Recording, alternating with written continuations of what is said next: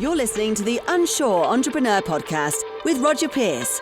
Whether you're scribbling business ideas on a napkin or wrestling with the should I, shouldn't I question, get ready to explore the realities, the risks, and the rewards of entrepreneurship as we share the stories, scars, and successes of small business owners. Hello and welcome to another edition of the Unsure Entrepreneur Podcast. My name is Roger Pierce, and I'm thrilled to be here today with you and introduce two very special guests. Sylvie Ratté is a seasoned senior economist with over 22 years of experience at the Business Development Bank of Canada, specializing in economic research and analysis related to the performance of Canadian businesses, with an educational background in economics from UQAM. Mathieu Galliot is an experienced economist currently also working at BDC with a background in policy analysis, project management, and teaching in economics and IT, with education from the University of British Columbia and HEC Montreal. Welcome, both of you. Hi. Fantastic. And today's show is about immigrant entrepreneurship in Canada. So excited to talk about this because, as you're going to learn, listeners, entrepreneurship in Canada is on the rise. And these two wrote a fantastic article that appears on bdc.ca, providing all kinds of great insights and research into what's happening with immigrant entrepreneurship in Canada. So we're going to talk about it, why this is important, how this is changing the landscape of Canadian entrepreneurs, and what we can do to support newcomers to this country, because frankly, they're the ones going to be driving a lot of the innovation and job creation and investment in this country down the road. So we're going to get to all that and unpack it and more. But for starters, folks, I wanted to read the article, a bit of the article that we're talking about here, because this is really the crux of our conversation today. So BDC.ca, Business Development Bank of Canada, which is a Crown Corporation bank owned by the federal government, it's probably the most entrepreneur-friendly bank out there. I've borrowed money before from the BDC. They're fantastic. We'll talk more about them later on. But they offer a lot of resources for entrepreneurs, and I encourage everyone to go and check it out at bdc.ca. So this article that Sylvie and Mathieu wrote says this: immigrants make up an increasing proportion of Canada's population. With the country welcoming more immigrants each year, the immigrant population will continue to grow in the coming years. This will change the face of entrepreneurship in the country, since immigrants have a higher rate of entrepreneurship than non-immigrants. I'm going to say that again. Immigrants have a higher rate of entrepreneurship than non-immigrants. Overall, 2.9% of the immigrant population aged 15 and over are entrepreneurs in Canada, compared to 2% for non-immigrants. So what will be the impact of historically high levels of immigration on the Canadian entrepreneurial landscape? And what challenges are these new immigrant entrepreneurs likely to meet once they create companies in Canada? This is what we want to discuss today. So let's begin, Sylvie and Mathieu, with reviewing some of the key highlights from the report. I'm going to get you to comment on probably the most prevalent one. The report says that 34% of all entrepreneurs in Canada are immigrant entrepreneurs. Why is that significant? What we did is we looked at the share of entrepreneurs across time, so from 2006, and we estimated all the way to 2034. And what we found is it's about a third of entrepreneurs are immigrants, which means that immigrants are actually overrepresented among entrepreneurs, as they represent 1 in 4 Canadians, but 1 in 3 entrepreneurs. What's interesting also, I think, is the difference between provinces. So because immigration is not equally across Canada, you have different provinces with different actually share of immigrants in the population and also in the entrepreneur. So what we found is, for example, in Ontario, you have 43% of actually in 4 out of 10 entrepreneurs are immigrants, but in Quebec, it's only about 2 out of 10. And you'll see, maybe we'll talk later about the forecast for the next 10 years, but you'll see it also evolves interestingly in the next 10 years as well. Just for context, you also write in the report, the US, it's 22% of entrepreneurs are immigrants, and the UK, 19%. So Canada has a very higher proportion of entrepreneur immigrants here. Yeah, so interesting enough, because of the high share of immigrants in the population in Canada compared to other countries. So as I was saying, Canada has about 1 in 4 people in Canada are immigrants. In countries like the US, the UK, France, it's between 10 and 15%. So naturally, that leads to actually having more immigrants among entrepreneurs in Canada as well compared to other developed countries. Actually, the other country that we looked at with more immigrants is Australia, 30%, but most other developed countries actually have way less immigrants than Canada as a share of the population. Why do you think that is? Is that just our diversity and our acceptance of people? Well, I think it reflects different policies around immigration. There is like a clear policy in Canada to have more immigrants in the country because population is aging. There is a bit more tradition of welcoming immigrants in Canada for like a really long time. So characteristic of Canada is even if we look 10 or 20 years ago, the share of immigrants in the population was still pretty high. We say in the report it was 17%, I think 16% in 1991, which is more than actually in most developed countries today. I think the importance of immigration in Canada is not new, really, always been important. Well, it's a great thing to see. And this is a trend, folks. It's not just frozen in time. This is going to improve. We're going to get even more entrepreneurs from other countries. And I think in your report, you said here, if I'm correct, in the next 10 years, 40% of all entrepreneurs will be immigrants.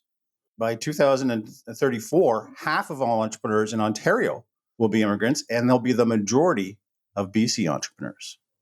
Yes, exactly. So that's where we see interesting differences between provinces. You have about two places, Ontario and British Columbia, where roughly a majority or about half of the entrepreneurs in 10 years will actually be immigrants. And you have other places in Canada, like the Atlantic provinces, where the share will be much lower. But what's interesting is across all provinces, the share of immigrants among entrepreneurs is actually increasing. It's just starting from different starting points. We're going up across the board. Yes. A lot of people don't realize that. Entrepreneurship overall is not increasing in Canada, but immigrant entrepreneur is really among the growing trends for entrepreneurship. And what's interesting, if I may add, is their contribution to job creation, innovation, intellectual property. We looked at the studies and we've done some analysis, and what we noticed is new Canadians and new entrepreneurs from other countries are responsible for 25% on net job creation in Canada, compared to 17% for businesses in the private sector. The economic impact of immigrant entrepreneurs is significant, and like new businesses are naturally more innovative, and we observe that among immigrant-owned businesses. They innovate more, they invest more in intellectual property. This is really good news for the Canadian economy. It is. You're right. The economic investment, the cultural benefits, the connections to foreign lands. They bring all kinds of new products and services that we've never heard of before, which is great, which adds to our diversification, cultural enrichment. It's a win-win-win for Canada, isn't it? Now, Sylvie or Matthew, I was going to ask you, the types of businesses that entrepreneurs are starting, new Canadian entrepreneurs. I know one of them is restaurants and food services. Any insights in the types of businesses that people are starting up? They are in all kinds of industries, really, professional services, but there is a bit more businesses in what we call face-to-face businesses, retail, accommodation, food services, as you mentioned. They were a bit more impacted by COVID because they operate their businesses more in these industries. But really, nowadays, you find immigrant entrepreneurs in all industries. Well, that's amazing. Yeah, I've got some stats here too. I dug up. See if you agree with these. Percentage of immigrant business owners by industry. Truck transportation, for example, 56% are newcomer entrepreneurs. Grocery stores. I've got a friend who owns a chain of grocery stores from another country. Computer systems, games and design, 51% are newcomer entrepreneurs. Restaurants and food service, 50%, like you mentioned, Sylvie. Data processing, hosting, that's 40%. Dentists, offices, 36%. Software publishers, 30%. The list goes on, Like you said, they're into all kinds of different industries, which is fantastic to see. And they're very Now, educated too, so it's really a plus for the Canadian economy. well, absolutely. Some of them have post-secondary education and beyond, and they bring those skills over to Canada. And any sense of how many entrepreneurs in their homeland had a business there as well, like had previous business experience? Any sense of that? I'm not fully sure. I think some of them did have some experience because there are programs for immigrant entrepreneurs or immigrants that want to invest in Canada. So we are proactive, attracting these kind of immigrants. So only one part of immigration, and but the challenges they face when they arrive here is they need to understand the rules of their new country, and they don't have credit history, and very often they need to start over. Like as you mentioned, they are good at keeping relation the links with their own countries. So they do more import exports than entrepreneurs that are born in Canada with their country of origin. But at the same time, in many instances they need to start over. That could be a challenge.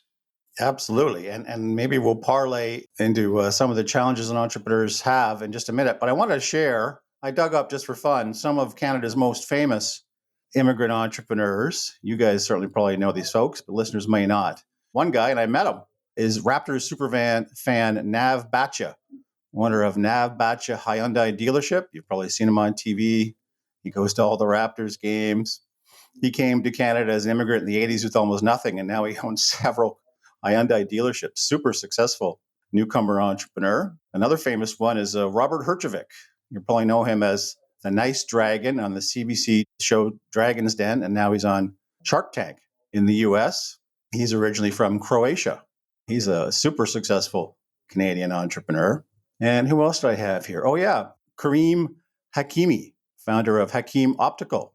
He's from Iran. Of course, he's become a thriving business tycoon here in Canada with his chain of optical stores, right? So many examples to get to. Time doesn't allow us, but entrepreneurs coming from different countries, they come here, they work hard, they leverage the resources they have maybe from back home, and it's all good news for Canada. So, Sylvie, you mentioned a minute ago some of the challenges facing entrepreneurs that are coming from other countries. Can you give us a sense of some of those challenges, expand on that? Yes. What we've seen through the statistics and the studies, some of them done by Statistics Canada, is that they have the same survival rate as Canadian businesses that are led by Canadian-born person. That's a good news. But because they lead younger businesses, sometimes smaller businesses, they are a little bit more fragile financially. In the surveys that we're looking at, such as the business condition survey, they seem less optimistic about the future, about their future sales growth, the economy, the capacity to take on more debt to invest in their business. They're preoccupied by high interest rates more than firms that are not led by immigrants. So as I mentioned before, they received a bit more help from the Canada when COVID hit. So in that sense, they are a bit more fragile. If you look at their access to financing, we don't see a big difference. I mean, aside from the fact that they need to build their credit history, so that could be a challenge, they seem to be able to access as much financing as they'd like to from traditional financial institution. But still, some will operate in sectors that are maybe less attractive for traditional financial institutions, or because they are smaller, younger. That can explain that they face more challenge. Something that they need support for. They need support from organizations like BDC and others that help immigrant entrepreneurs. On that note, too, and Matthew, I'll get you to chime in too on the challenges. But a lot of banks, commercial banks, I know, are trying to get newcomer entrepreneurs to start banking with them before they even come over, right? So there's a bit of a banking history, like you said, credit history being a big issue for newcomer entrepreneurs. So some banks are making it very easy for people who are planning to come to Canada. Hey, look, why don't you set up some deposit account now? So you've got a bit of a credit history. It makes it easier to transfer the money over. I think that's a great thing to help people get their feet planted here firmly. And BDC certainly does so much for entrepreneurs. And BDC's got flexible financing. It's got support and consulting services to help entrepreneurs. Certainly the website is top notch. I love directing entrepreneurs to all the fantastic things you've got there. Webinars, research papers, articles, tools, business templates, all kinds of great stuff. So a fantastic resource for entrepreneurs. Matthew, can you speak to some of the other challenges that entrepreneurs are facing here coming from another country? as Sylvie was saying, I think that one of the top one was really the lack of credit history, the credit score. So in some places, because I'm an immigrant myself, so when I arrived in Canada, when you talked about, let's say, a credit score, you don't necessarily know what it is. So you need a lot of resources to actually really understand what matters, how you build your credit score, how do you use your credit card, all this type of basic information that many people who are born in Canada don't necessarily think of it as complex. But when you're really new in the country, this might actually, you need to get used to it. And the other aspect also is you don't necessarily have family support if you don't have the family here. You don't necessarily own a home as well, so you might not use your home as an asset to start a business. So you might have more issues with that.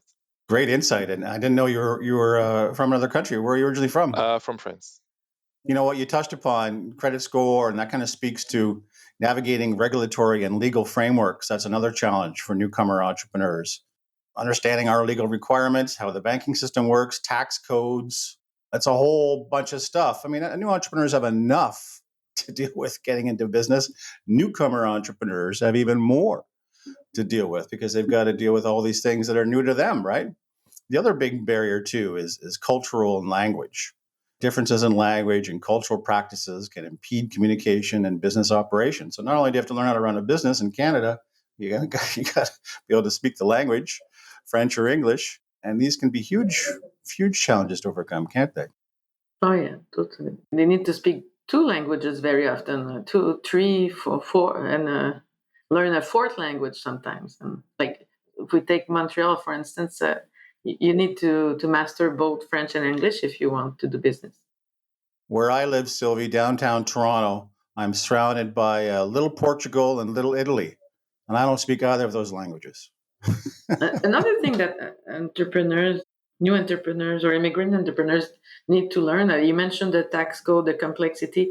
It's also the fact that Canada is not a centralized country. It's a very decentralized country, and each region, each province is different from one another. There are trade barriers between provinces and the low density of population close to the US border. So before coming to Canada, I'm sure most immigrants didn't see that. They thought Canada was a big market, like the US could be a big market, but that's not the reality at all.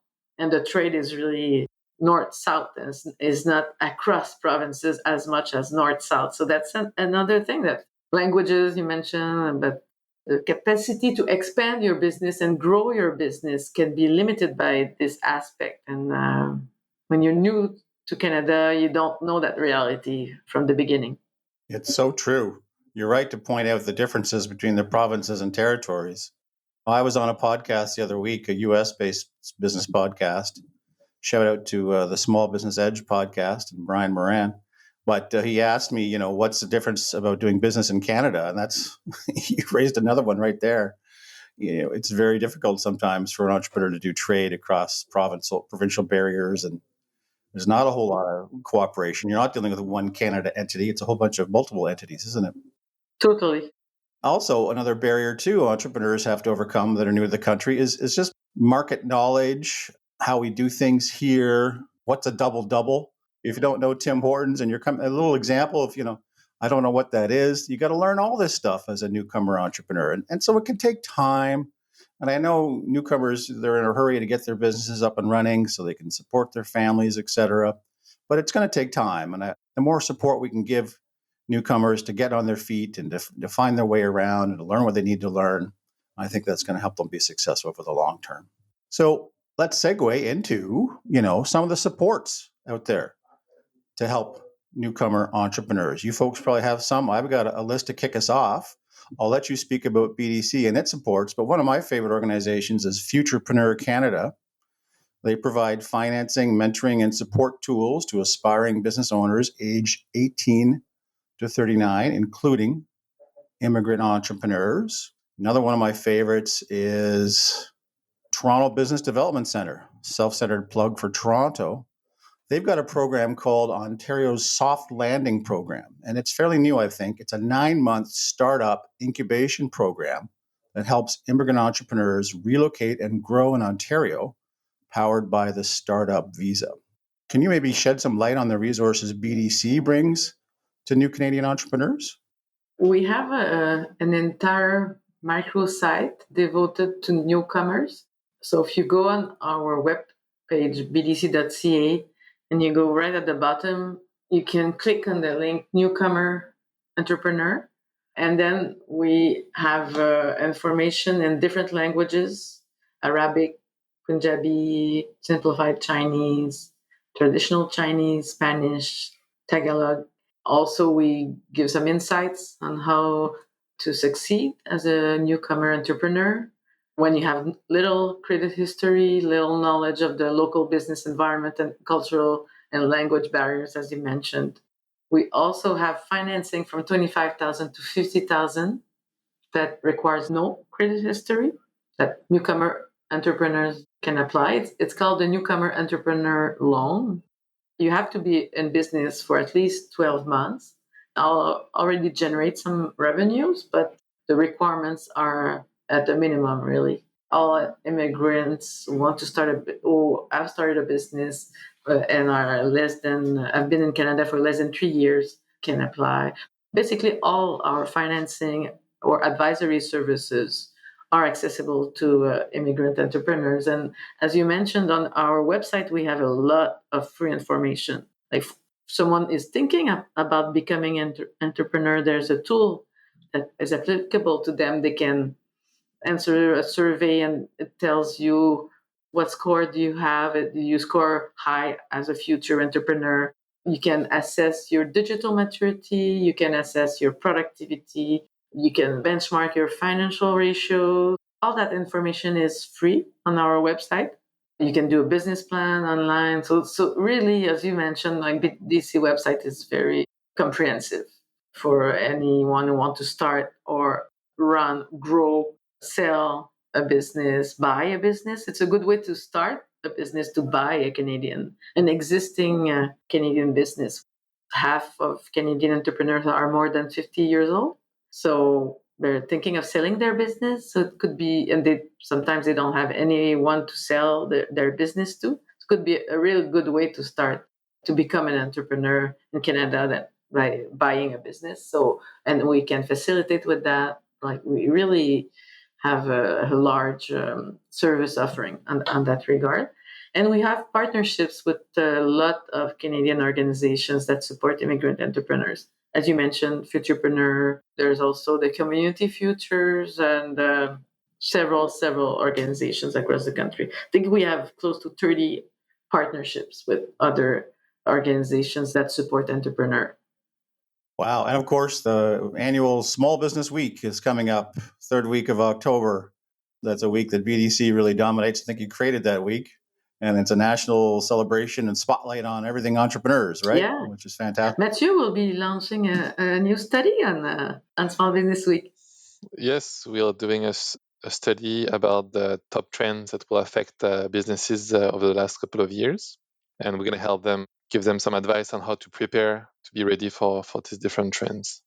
Can you give us a sneak peek, Matthew? What's one of those big trends? I don't know if I can give a sneak peek of the trends. So the trends are basically about what concern entrepreneurs. We did a survey. We asked them what are the main concerns for the next couple of years and what were the main concerns in the past. And we kind of compare to see what kind of trends will accelerate and what trends will kind of decelerate. So for example, we expect some new trends in terms of consumers use. So consumer trends, for example, because of Gen Z will be more important. We'll have a new way of consuming. We have new trends concerning, cost of doing business. It's really important. It will still probably be an issue. We have also some trends around the technology. We think technology adoption will become more and more important, probably more important than ever. We have also some other trend around the labor shortage. So we're going to talk about today labor shortage are a little bit not as important they used to be, but we think that there is some structural issues. And once the economy will restart, the structural issue is resurface, so that we can expect back some labor shortage to come back really in the next few years if the economy restarts. So that's kind of sneak peek of the different trends we'll cover. And that's going to come out for Small Business Week. Exactly.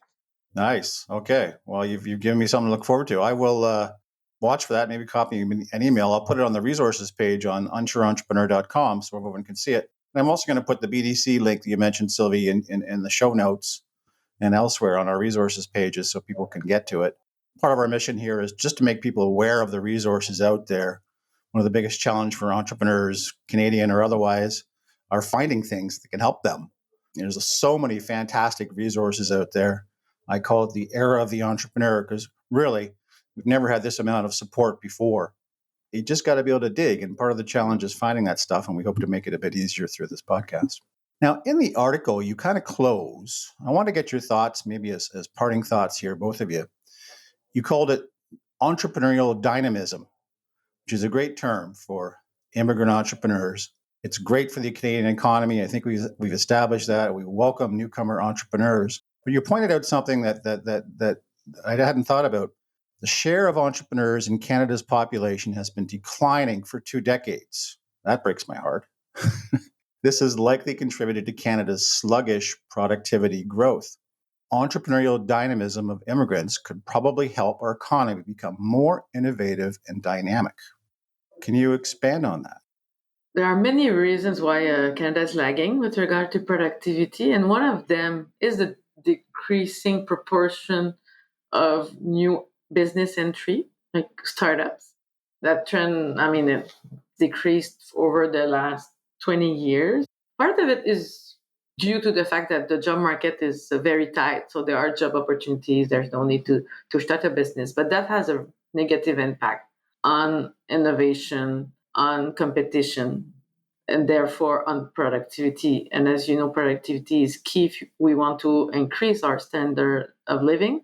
For entrepreneurs, it's key if they want to increase the salaries and attract workers. They need to become more productive. So the fact that the growth of the Canadian population will come from immigrants, most of the growth in the coming years, the fact that they are more entrepreneurial, this will have a positive impact on entrepreneurship, on competition, innovation, and productivity. Well said. It's so important. We need to embrace newcomer entrepreneurs. We need to help them. They're the future of entrepreneurship in this country, as you're saying, and could be part of the solution to our productivity problem. So excellent topic. I could talk to you folks for hours, but unfortunately, that's all the time we have today. I want to thank you very much, Sylvie and Matthew, for being here today to talk about this important subject. We've given the website a plug, but a reminder, listeners, please visit www.bdc.ca to find out what the Business Development Bank can do for you and your business, new or established. I'll put the link to the immigration resources that Sylvie mentioned in the show notes, so it's real easy for you to find. And that's it for now. Thank you, everyone, for listening, and be sure to return for more insights from the Unsure Entrepreneur. Thank you. Thank you for the invitation. Nice to see you, folks. Take care. That's it for this episode of the Unsure Entrepreneur podcast. Thanks for listening. Be sure to subscribe so you don't miss other candid conversations with small business owners. And be sure to check us out at unsureentrepreneur.com.